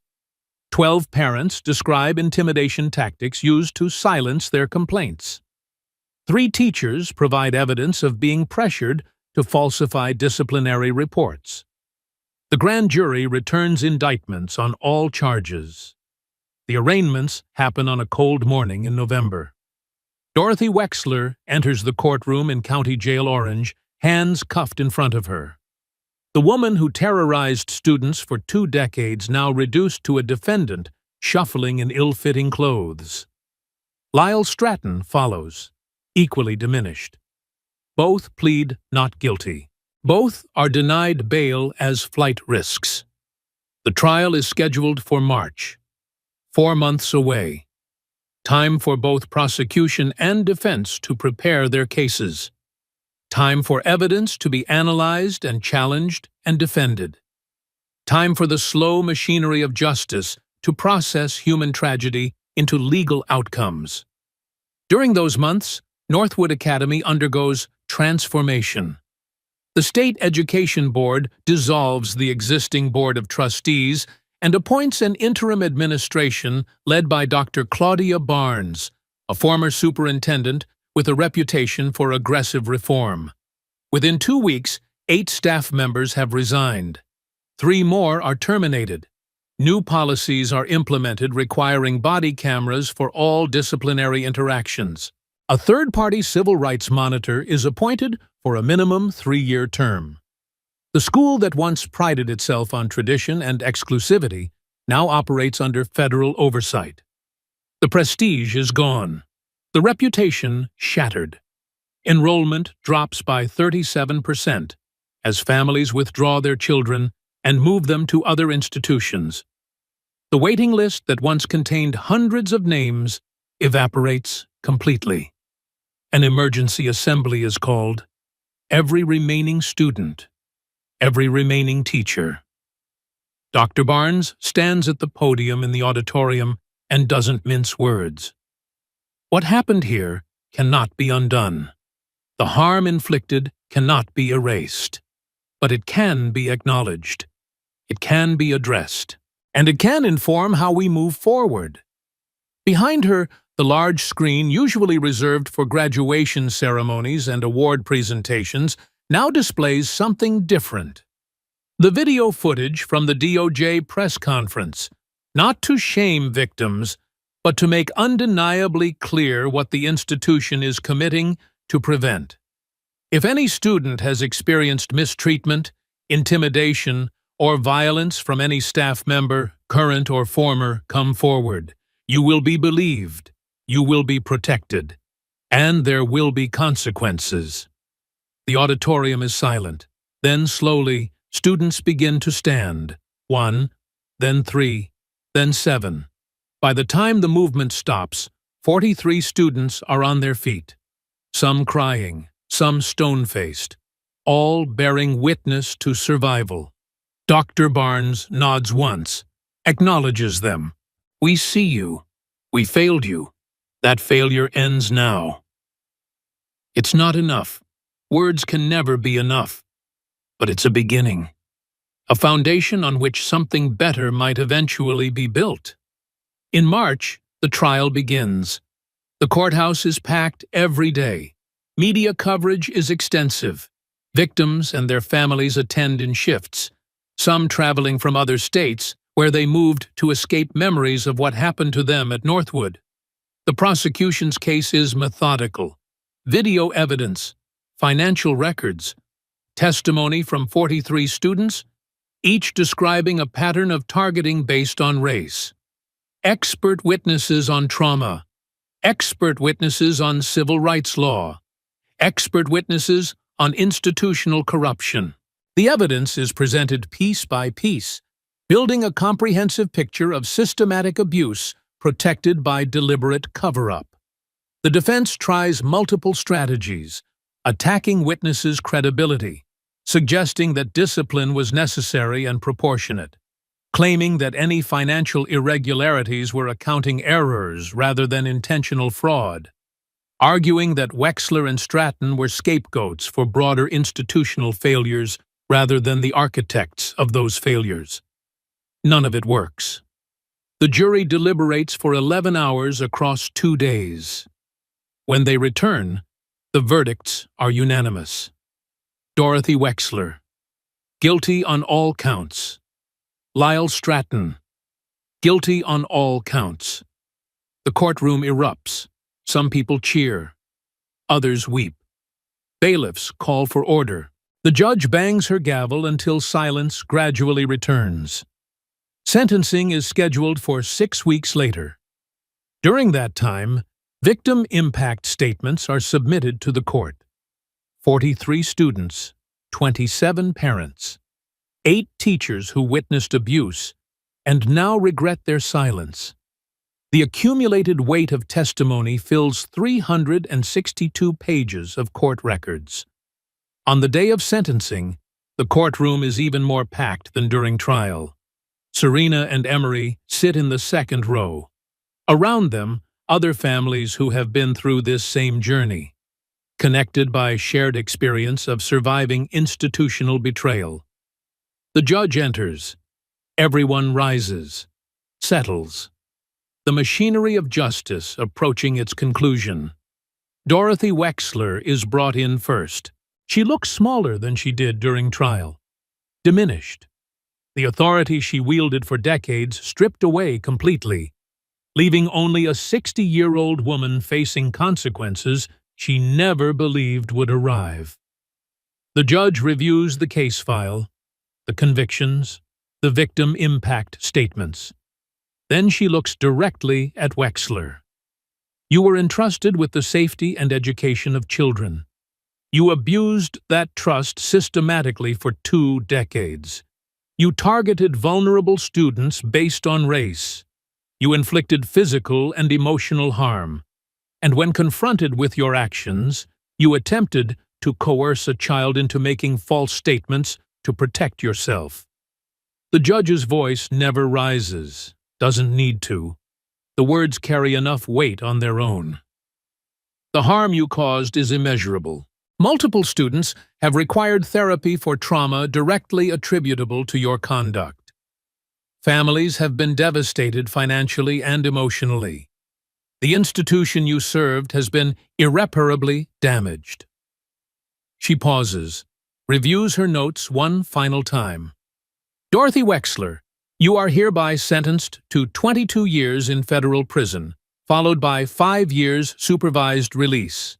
You are prohibited from any employment involving minors for the remainder of your life. You are ordered to pay restitution in amounts to be determined through separate civil proceedings. Wexler's knees buckle slightly. Bailiffs step forward to steady her. Her attorney speaks quietly in her ear. But there's nothing to say. No appeal that will change this fundamental reality. She's 60 years old. 22 years means she'll be 82 when released. Means she'll spend what remains of her life behind bars. The bailiffs lead her away. She doesn't look at the gallery. Doesn't acknowledge the families whose lives she destroyed. Just shuffles out in chains, defeated and diminished. Lyle Stratton is brought in next. His sentencing is similarly methodical. The judge recounts his role in covering up abuse, his embezzlement of funds meant for student programs, his witness tampering and obstruction. 18 years in federal prison, 5 years supervised release, permanent ban from any role in education, restitution as determined by civil proceedings. He receives his sentence with visible resignation. The fight went out of him months ago. Now he's just an old man facing the consequences of choices made decades earlier. Choices that seemed safe at the time, protected by networks of power and mutual interest. But power shifts. Networks collapse. And consequences, though delayed, eventually arrive. When both sentences have been delivered and both defendants have been removed from the courtroom, the judge addresses the gallery directly. To the students and families affected by this case, the court recognizes that no sentence can undo the harm you've experienced. No punishment can restore what was taken from you. But I hope that today's outcome provides some measure of justice, some validation that your truth matters, that institutions can be held accountable, that silence can be broken. She bangs the gavel once. This court is adjourned. Subscribe so you don't miss what happens next, because this transformation is far from over.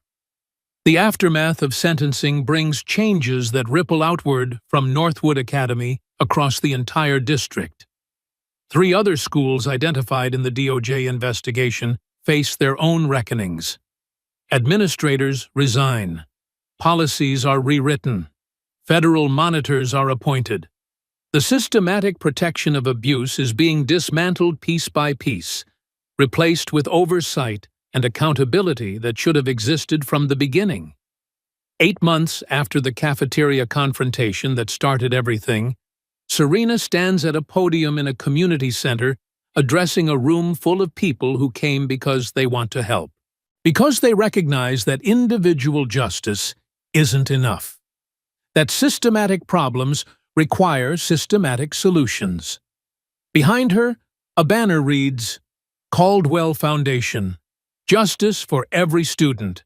She's been working on this for months, using connections from her years in federal investigation, recruiting allies from civil rights organizations and education advocacy groups, building infrastructure to provide resources that didn't exist when she needed them 20 years ago. This foundation exists for one reason. Her voice carries clearly across the packed room, so that no child has to fight alone against institutions designed to protect themselves rather than the students they serve. The foundation offers free legal representation for students facing retaliation, anonymous reporting hotlines staffed by trained advocates, educational workshops on student rights and documentation, financial support for families who can't afford attorneys to fight back when schools fail their children. 23 families have already reached out. 7 cases are under active investigation. 3 schools have been pressured into policy changes to avoid federal scrutiny. Small victories. First steps. But movement in the right direction. In the audience, Liam Jacobs sits beside Dr. Barnes, who left Northwood after her reform work was complete and now serves as an advisor to the foundation. Both of them volunteering expertise earned through different paths toward the same goal. The foundation receives its nonprofit status in October, begins accepting donations in November. By December, they've raised enough to hire a full-time legal coordinator and 2 part-time victim advocates. The work is growing. The impact is measurable. The model is replicable. In January, Emery stands at a podium during a public forum on student safety. She's 13 now, still gentle, but stronger than she was. Changed by trauma, but not broken by it. She reads from notes she prepared herself. Her voice shakes slightly at first, but steadies as she continues. I was scared every single day. Not because of grades or homework or tests. I was scared because I didn't know if my teacher hated me just for existing, for being black in a space that didn't really want me there. The audience listens in absolute silence, adults trying to understand, students recognizing their own truth spoken aloud. But my mom taught me something important. Fear doesn't win when you have truth on your side. When you have documentation, when you refuse to stay silent, even when staying silent would be easier. She looks up from her notes, makes eye contact with people across the room. If someone in authority is hurting you, document it. Tell someone who will believe you. Keep telling until someone listens. Because the truth matters. Your safety matters. You matter. The applause starts slowly, but builds into something sustained and genuine. After the forum ends, several students approach Emery to share their own stories. To simply say thank you for showing that speaking up is possible. 6 months into Wexler's sentence, a letter arrives at Serena's apartment. Prison mail, handwritten on lined paper. The return address shows the federal correctional institution where Wexler is serving her time. Serena almost doesn't open it, almost throws it away without reading. But curiosity wins. She sits at her kitchen table and unfolds 2 pages of tight handwriting. The letter doesn't apologize, doesn't accept responsibility. Instead, it blames. You ruined my career. You destroyed my reputation. You took everything I built over 30 years and burned it down because you couldn't let the past stay buried where it belonged. You were weak as a child, and you're vindictive as an adult. I hope you're satisfied. The words continue in similar vein for another page and a half. Accusations of manipulation. Claims that Serena orchestrated everything out of personal vendetta. Denial of any wrongdoing despite overwhelming evidence and jury conviction. Serena reads it once, then carries it to the kitchen sink, turns on the gas stove, holds the corner of the letter to the flame until it catches, watches it burn until there's nothing left but ash that washes away down the drain. She speaks to the empty kitchen, to the ghost of her 15-year-old self, who was broken by this woman's cruelty. The past doesn't stay buried. It grows roots, and eventually, those roots break through concrete.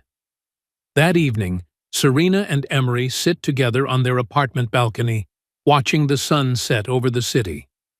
The same city where both of them attended Northwood Academy, where both of them survived what was designed to break them. Emery is doing homework, algebra. She's attending a different school now, public school with strong academics and an administration that takes civil rights seriously.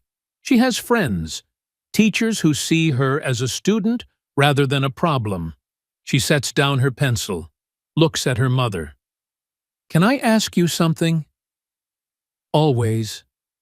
"Why didn't you ever tell me about what happened when you were my age at Northwood? Why did you keep that secret?" Serena considers the question carefully, settles on truth. "Because I didn't want you to carry my fear. I wanted you to walk into that school believing you belonged there. I thought if I told you what happened to me, you'd be looking for danger in every interaction. You'd survive instead of thrive. But I had to survive anyway. I know. And I'm sorry I couldn't protect you from that." Emery is quiet for a moment. Then she speaks again, her voice carrying a maturity that shouldn't belong to someone 13 years old but does. "You were brave, though, standing up to her even when you were scared." "I didn't feel brave. I felt terrified." "But you did it anyway. That's what brave means." Serena reaches over and takes her daughter's hand, feels the warmth of living proof that they both survived. "You stood up too, even when you were alone in that archive room with 5 adults trying to make you say things that weren't true. You refused. That took more courage than anything I did. I learned from the best." They sit together in comfortable silence while the sun continues its descent. The sky shifts through shades of orange and pink and purple. Finally, Emery speaks again. Mom, you saved me. The words hang in the air between them, weighted with meaning that goes beyond the immediate, beyond just the archive room or the cafeteria or the investigation, encompassing everything. Serena feels tears threatening, but blinks them back. No, baby, she squeezes Emery's hand. You saved both of us. Because it's true. If Emery hadn't been targeted, Serena might have stayed silent forever, might have let the past stay buried. But mothers don't have the luxury of cowardice when their children are threatened. Emery sparked the fire. Serena provided the fuel. Together, they burned down an institution that needed to fall. The sky darkens. Stars begin appearing one by one. The city lights up below them, millions of lives being lived simultaneously, each person carrying their own stories of survival and struggle. The Caldwell Foundation exists for them now, a resource that didn't exist 8 months ago, a hand reaching back to help others climb the same treacherous path Serena and Emery navigated. The fight isn't over. Will never truly be over. Systematic problems require constant vigilance. But tonight, in this moment, they can rest. Serena's phone buzzes. Email notification. She almost ignores it, but the subject line catches her eye. Urgent. Redacted case files. She opens it. The sender is anonymous. No name, no signature, just a message. Dr. Caldwell, you exposed Northwood. But Wexler wasn't working alone. There are 3 other schools in the district with the same patterns, same board connections, same cover-ups. Attached are the files they tried to delete. Someone needs to see them. Someone who won't stay silent. Serena opens the attachment. 57 pages. Incident reports, financial records, board meeting minutes showing discussion of problematic families, and strategies for managing complaints. Names she recognizes from Northwood's board appearing on other schools' boards. Emery notices her mother's expression changing. What is it? Serena stares at the screen. 57 pages of evidence showing that the victory they celebrated wasn't an ending. More schools, same problems. Someone sent me evidence. What are you going to do? Serena closes the email, opens her contacts, scrolls to Liam Jacobs's number. Her finger hovers over the call button, but 57 pages of evidence sit on her phone. Proof that other children are suffering right now. She presses call. Liam answers on the second ring. Liam, it's Serena. I need to meet with you, tonight if possible. Someone just sent me files about 3 other schools in the district. Same patterns as Northwood. On the other end of the line, a pause. Then, I'll be there in 20 minutes. The call ends.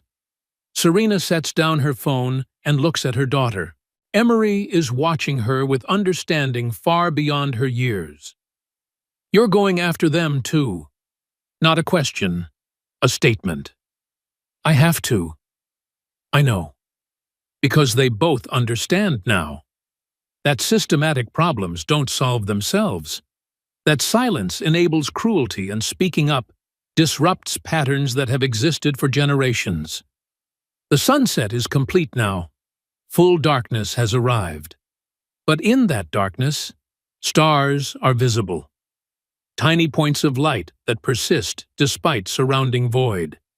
Serena stands, begins preparing files to share with Liam, begins planning next steps, begins the process of transforming evidence into action, documentation into accountability. A knock on the door. Liam has arrived. Serena lets him in, and they spread documents across the kitchen table. 3 schools, 17 administrators, 43 students whose complaints were buried. Dorothy Wexler is in prison. Lyle Stratton is in prison. Northwood Academy operates under federal oversight. The Caldwell Foundation provides resources to families fighting similar battles. Progress has been made. But 3 more schools need investigation. 3 more networks need dismantling. The fight continues. Tomorrow and the next day and the day after that. One case at a time. One school at a time. Serena sits down at the table beside Liam, opens her laptop, begins reviewing the 57 pages of evidence sent by an anonymous ally who understood that silence enables harm and documentation enables justice. And in the other room, Emery finishes her algebra homework, closes her textbook, prepares for bed like any normal 13-year-old, because despite everything she survived, she gets to be a child again. That restoration of normalcy is its own form of justice, small, personal, but profound in its significance. The past doesn't stay buried. Truth finds light. Courage inspires courage. And sometimes, just sometimes, systematic abuse faces systematic accountability. Dorothy Wexler thought she could silence Serena Caldwell 20 years ago. Thought she could silence Emery Caldwell 8 months ago. But some people refuse to be silenced. Some truths refuse to stay hidden. The light stays on late in the Caldwell apartment that night. Documents reviewed. Evidence catalogued. Plans developed. The work of dismantling institutional corruption continues one detail at a time, until every school is safe, until every child is protected, until systematic abuse becomes impossible, because oversight is real, and accountability is certain, and silence is no longer an option. The fight isn't over. It's just beginning. And this time, they're not fighting alone. Every step a black woman takes is a chapter of pride and power. Keep walking tall. Thank you for being here. Remember to subscribe to Hero Story.